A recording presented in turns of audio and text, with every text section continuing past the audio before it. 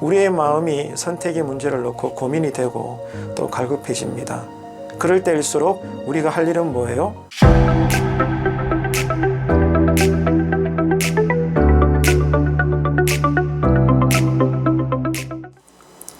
여러분 반갑습니다. 하나님의 은혜가 늘 우리와 함께 하시기를 소망합니다.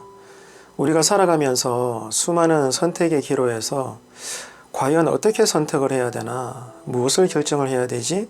고민될 때가 참 많습니다. 그럴 때 하나님께서 이쪽으로 가거라 꼭 집어서 길을 보여주시면 얼마나 좋겠습니까? 그래서 신자들은 이 기도라는 통로, 하나님께서 일찍이 우리에게 주신 강력한 선물인데요. 이 간절한 기도를 통해서 내가 원하는 그런 하나님의 뜻을 확인하고 싶어 합니다.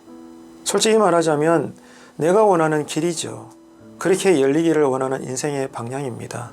그런 길과 방향으로 지금의 문제가 해결되기를 기도 중에 우리가 확인하고 싶어 한다는 거죠. 신자라면 그런 뜻과 동기, 마음들을 다 가지고 있을 겁니다.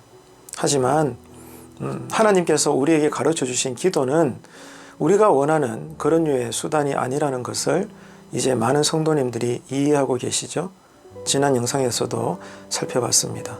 오늘은 이런 선택의 기로에서 하나님의 뜻을 외적 증거로 확신을 가지려는 것에 대한 오해에 대해서 이야기하려고 합니다. 어떤 사람이 선택의 문제에서 간절히 기도를 하고 있습니다. 기도 중에 마음에 이제 확신이 드는 거예요. 어느 한쪽으로 이제 마음이 기우는 것입니다. 하나님의 뜻이라는.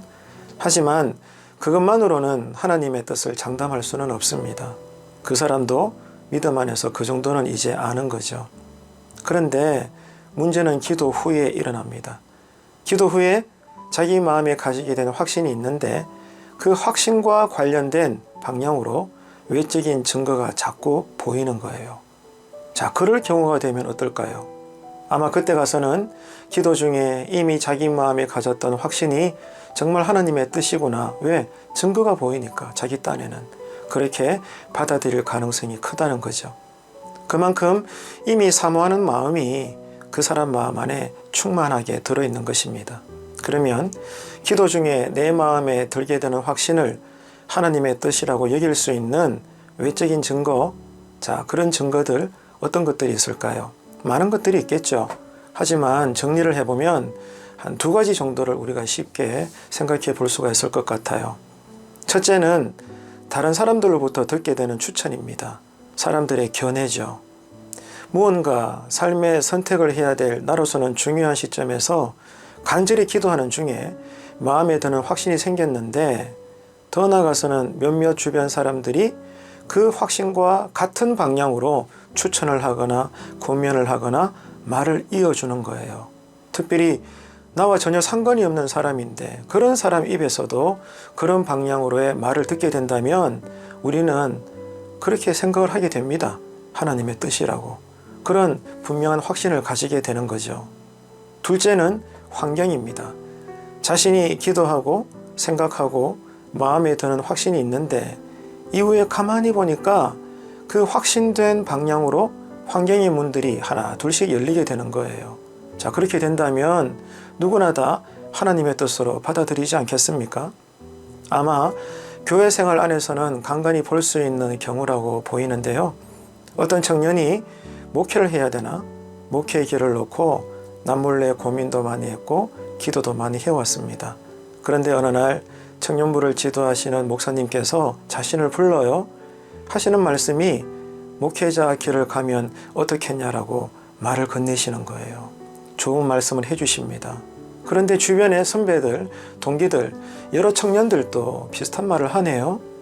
과연 그게 하나님의 뜻인가 싶어서 이 청년은 고민하다가 기대 반, 염려 반 여러 가지 감정을 가지고 신학교에 원서를 내고 시험까지도 봅니다. 그런데 합격했다는 통지서까지 날라오는 거예요. 어떻습니까, 여러분? 이쯤 되면 누구나 다 그렇구나. 내가 하나님으로부터 목회자가 되라는 소명을 받은 것이구나. 아마 여러분 그렇게 받아들이지 않겠습니까? 자, 그러면 이런 경우는 정말 하나님의 뜻인 걸까요? 사실 하나님의 뜻이라고 해서 전혀 나쁜 일은 아니죠. 그 청년의 마음의 동기, 간절한 기도, 그 모든 과정들이 잘못된 것이 없잖아요. 하지만 그럼에도 불구하고 냉정히 말하자면 이것은 하나님의 뜻이라고 말하기 이전에 자연적으로도 충분히 일어날 수 있는 일이라는 점입니다. 교회라는 환경에서 어릴 적부터 성실했고 착했고 신앙심까지 좋은 젊은이라면 주변 어른들이 사람들이 어렵지 않게 이런 목회자가 되라고 추천하지 않겠습니까? 여러분 쉽게 이해가 되시죠? 바로 이겁니다, 여러분. 그만큼 사람들은 생각 이상으로 자기 주관적입니다. 평소 같으면 그냥 지나쳐버릴 생각이고 그런 말들인데도 지금 자신이 고민을 하고 있고 더군다나 하나님 앞에서 기도까지 하고 있는 그런 문제라면 거기다가 주변 사람들이 그냥 던진 말인데 하지만 당사자에게는 강렬하게 들리게 되는 것입니다. 내가 생각하는 방향으로 길이 열리거나 안타깝지만 그 방향의 길이 막히게 되더라도 사실 그것은 확률적으로도 충분히 일어날 수 있는 일들이라는 거죠. 하나님 앞에서 내 인생의 선택의 문제를 놓고 고민과 기도 중에 드는 마음의 확신, 거기다가 주변 사람들의 추천이나 권면, 좋은 말들, 더 나아가서 환경의 변화들과 같은 외적인 증거는 충분히 당사자의 마음을 결정하는 것에 있어서 아주 큰 영향을 미친다는 것입니다. 하지만 그 모든 경우들이 전부 하나님의 뜻이라고 말할 수는 없는 것이겠죠. 어쩌면 우리가 바라는 대로 결국 선택을 하게 되는 경우들이라고 여겨야 하지 않겠습니까? 하지만 그럴지라도 그런 선택이 하나님 앞에서는 결코 죄는 아니라는 것입니다. 설령 하나님께서 선택한 길이 아닙니다. 그런데 하나님의 자녀로서 나는 그 길이 하나님의 뜻이라고 여긴 거예요. 그리고 그 길로 열심히 달려갑니다. 하나님의 뜻이 아닌데도 하지만 아버지 하나님께서는 내가 나아가는 그 길을 굳이 막지 아니하신다는 겁니다. 여전히 우리의 뒤에서 우리가 잘못된 길로 빠지지 않도록 도와주시면 도와주시지 그냥 우리를 기계처럼 다루지 않는다는 거예요. 그만큼 우리를 존중하십니다.